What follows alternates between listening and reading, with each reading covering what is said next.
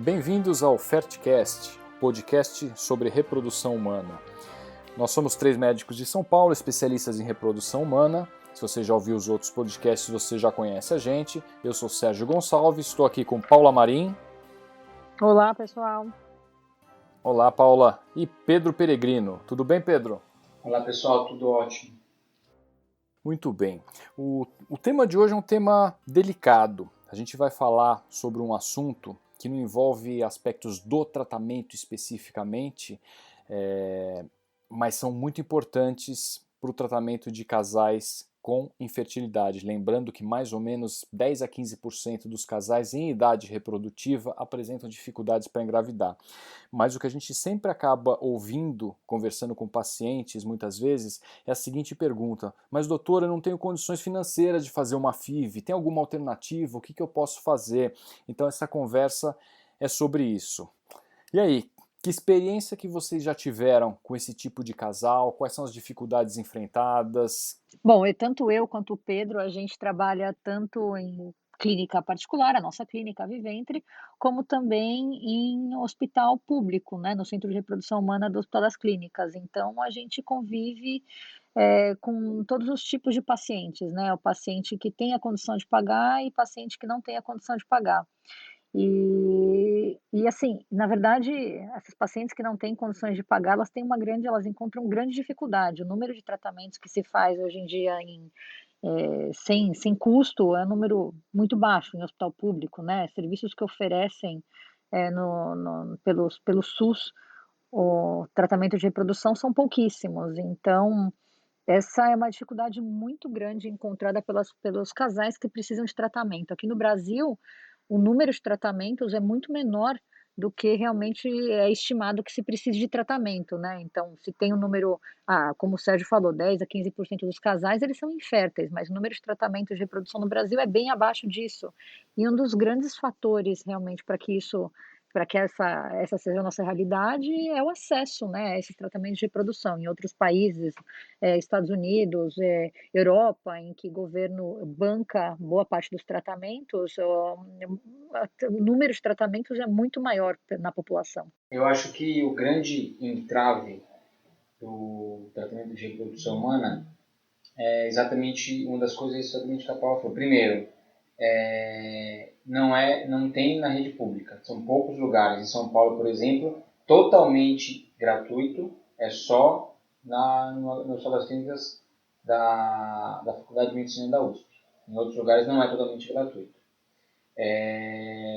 E quando a gente vai fazer tratamentos na parte privada, é um tratamento caro, não é um tratamento acessível a todo o público, né, digamos assim.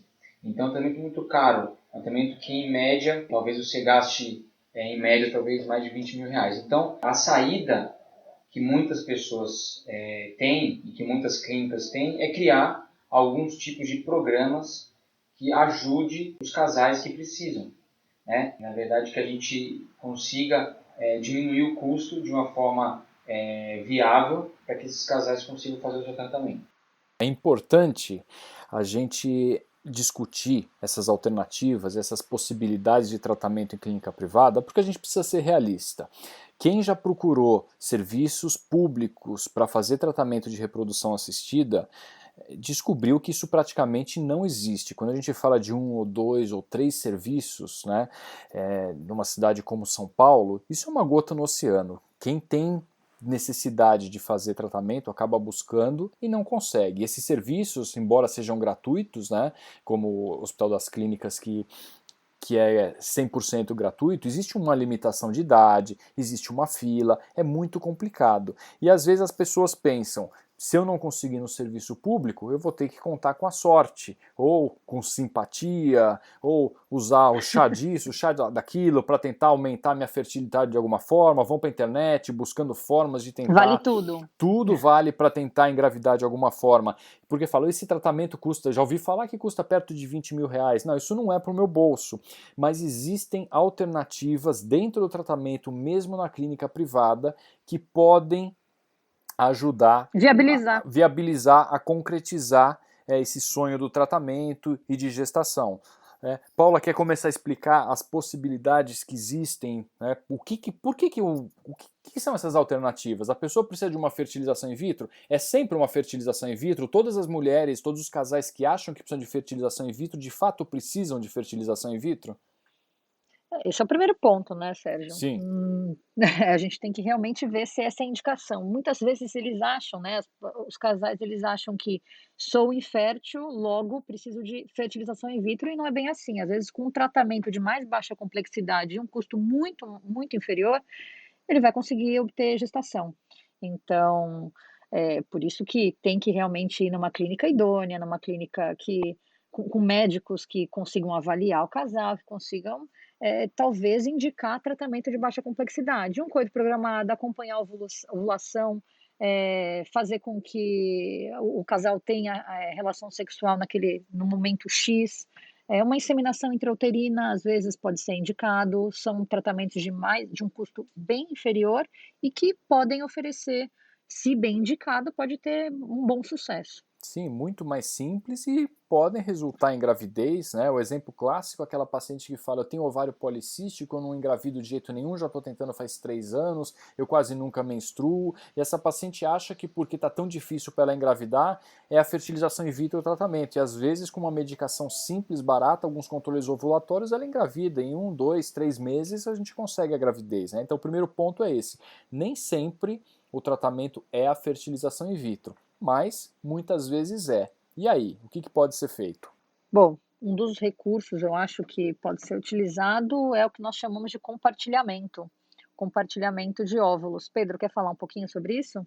Compartilhamento de óvulos funciona alguns tipos de pacientes que estão em tratamento, que têm uma reserva ovariana muito alta, né, que a gente chama de hiperrespondedoras. Elas conseguem, com o estímulo ovariano dela, ter óvulos para o caso dela e ela consegue compartilhar. Então ela vai funcionar como uma doadora de óvulos anônima. Né? Isso, lembrando que, assim, antes até de falar dessa doação compartilhada, nem sempre esse conceito é tão claro para todo mundo.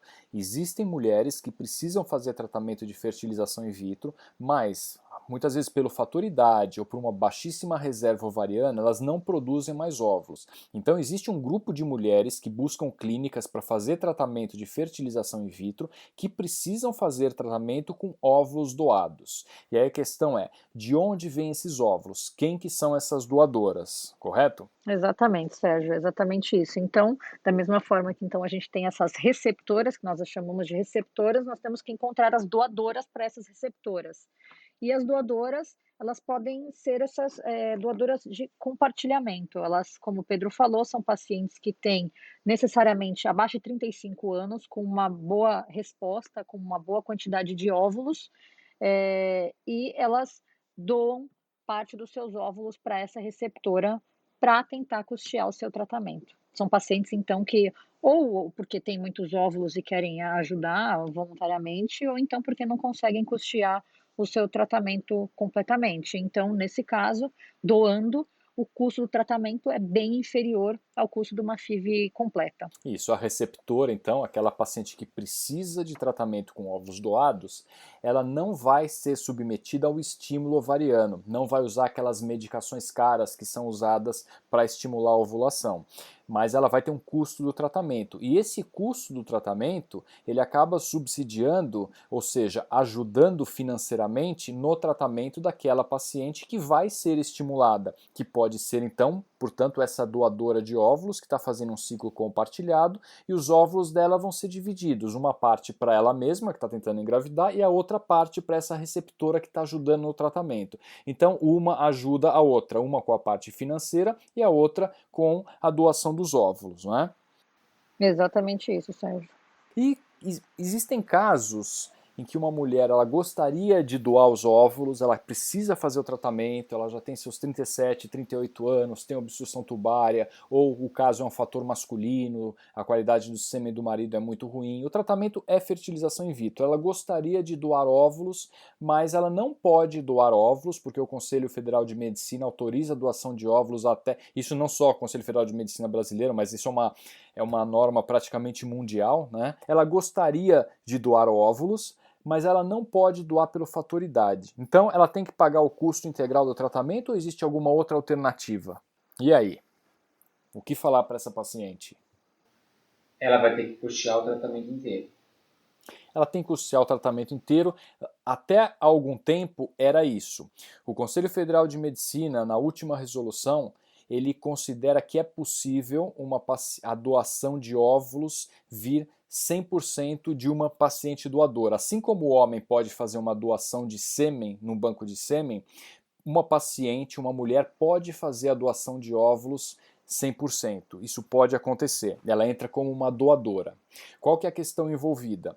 Essa paciente, muitas vezes, que tem mais do que 35 anos, ela não pode doar os próprios óvulos. Mas ela pode, se ela tiver alguma conhecida, alguma parente que gostaria de ajudar no tratamento dela, esta paciente pode entrar como uma doação de óvulos exclusivo, lembrando que nós estamos falando de doação, não existe compensação financeira por essa doação, e ela entra como uma doadora de óvulos para pacientes que vão precisar fazer tratamento com óvulos doados, e aquela paciente de mais de 35 anos que precisa fazer o tratamento, ela tem um abatimento no valor. Por quê? Porque ela trouxe uma doadora de óvulos. Então é importante que fique claro que existe também essa forma de tratamento, e isso é absolutamente autorizado pela resolução do Conselho Federal de Medicina. Às vezes as pessoas acham que isso, não, eu vou levar uma doadora que vai doar, é para pagar o tratamento, isso é um tratamento que não pode ser feito. Isso está autorizado, está no texto do Conselho Federal de Medicina que doação de gametas, e gametas entende-se por óvulos e espermatozoides, portanto, doação de gametas é permitida. Então, uma paciente ela pode doar todos os seus óvulos sem que ela esteja fazendo tratamento para engravidar. De forma voluntária, sem receber, sem fins lucrativos. Isso Sem é fins importantíssimo lucrativos, de ser, sem exatamente, dúvida. de ser ressaltado. E, de uma forma geral, eu acho que não existe muito mais alternativas para tentar custear esse tipo de tratamento. Realmente é um tratamento caro. E o que existe é que em algumas clínicas, em alguns lugares, existem alguns projetos, né, de baixo custo, que na verdade a paciente vai ter que pesquisar e ver quais são os lugares que ela vai encontrar o tratamento de uma forma mais barata. É claro que os tratamentos de uma forma mais barata, em geral, o laboratório em questão, talvez seja um laboratório que não tenha a maior tecnologia mais moderna e que seja um laboratório relativamente mais barato, ou que os médicos, na verdade, diminuam os honorários ou alguns esquemas de usar menos medicação para tentar baratear esse tipo de tratamento para essas pacientes. Bom, Isso. esses daí são programas, né? Programas de tratamentos mais acessíveis que envolvem parcerias, né? Parcerias de laboratório, de indústria farmacêutica, dos médicos mesmo, da clínica. Então, uma série de parcerias aí para que se consiga abaixar esse valor, né? Para que se consiga aumentar ali o número de tratamento, aumentar o volume e com isso você conseguir abaixar o custo. Mas basicamente é uma série de parcerias aí para se conseguir abaixar. Então são vários programas, diversas clínicas disponibilizam esses programas, tem que tentar encontrar aquele programa que realmente mais se encaixa, né, que na qual o paciente vai se encaixar, e tem que tomar bastante cuidado, lógico, em qual clínica, onde você está indo, né, tem que sempre ir atrás de bons profissionais, lembrar sempre disso. Sem dúvida. Essa era a minha pergunta seguinte, né? Aquela paciente que eventualmente está ouvindo falar dessas alternativas pela primeira vez, fala, nossa, mas como que eu começo? O que que eu faço? Como que eu descubro esses serviços? Hoje em dia, com a tecnologia e a internet, isso fica muito fácil, né? É muito fácil para qualquer pessoa entrar no Google e buscar FIV baixo custo, reprodução humana baixo custo. Você vai ver lá programas que existem que ajudam pacientes de classes socioeconômicas menos favorecidas, eles são destinados a ajudar essas pacientes, então muitas vezes você tem consultas, avaliações em preços bem mais baixos do que consultas particulares, porque o que a gente percebe conversando com pacientes desse tipo de programa, então muitas vezes ela entra na internet e está meio perdida, não sabe o que fazer e acha, nossa, essas clínicas são muito caras, eu não vou conseguir pagar uma consulta. E muitas vezes nesse programa existem avaliações em custos bem acessíveis que essas pacientes podem marcar, podem conversar com médicos para ver primeiro, eu preciso fazer o tratamento, qual é o tratamento que eu tenho que fazer, quais são as possibilidades, particularidades do tratamento, custos envolvidos, posso ser uma doadora, não posso, quanto que esse tratamento pode sair para mim, formas de pagamento, esse tratamento tem que ser pago de uma vez, ele pode ser parcelado, muitas vezes esses tratamentos podem ser parcelados e muito mais vezes do que as pessoas imaginam. Então a dica que eu acho que a gente tem que deixar aqui é que quem está precisando desse tipo de tratamento, vá atrás, busque e saiba que existem alternativas mesmo no ambiente privado, nas clínicas privadas. Não dependa só dos serviços públicos, porque a gente sabe, a realidade brasileira vai demorar, se é que algum dia vamos chegar num ponto que vamos ter serviço público de qualidade, que vai oferecer uma quantidade de ciclos de tratamento que absorvam toda essa demanda. A gente tem que enfrentar a realidade brasileira. Uma coisa também que eu acho importante, você falou que é muito fácil, entra na internet e dá uma procuradinha, passe em consulta, veja como é que é o atendimento, vá atrás das qualificações dos médicos que vão te atender. Qual o grau de acessibilidade dos médicos, Você recebe uma receita de uma medicação, você está com dúvida, você tem o telefone, o celular do médico para você ligar, entendeu? Hoje não posso ligar, só posso ligar durante o horário comercial, dia de semana, e você ficou com a dúvida. Então uma série de coisas que precisa ser avaliado, além da questão, que a Paula já falou, a formação do médico, a questão de empatia, se ele te explica, o grau de atenção que ele dá, tudo isso envolve no tratamento. E assim, existem vários programas, não existe de uma ou de duas clínicas, existem vários programas de acessibilidade, então vale a pena de fato procurar.